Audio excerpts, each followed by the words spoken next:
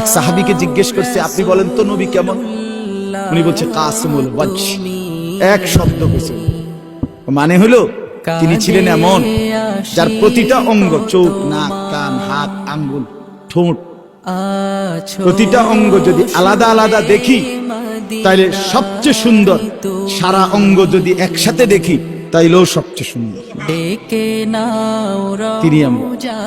আরেকজনকে বলছে আমনে কোন, আরেক সাহাবী আমনে কোন তো নবী কেমন?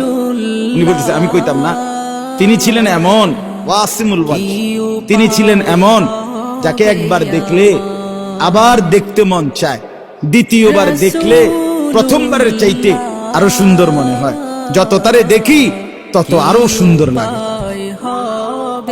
তিনি রাসূলুল্লাহ সাল্লাল্লাহু আলাইহি ওয়াসাল্লাম। আহা মুসলমান, কাকে ছেড়ে দিলাম? কার সুন্নাত ছেড়ে দিলাম?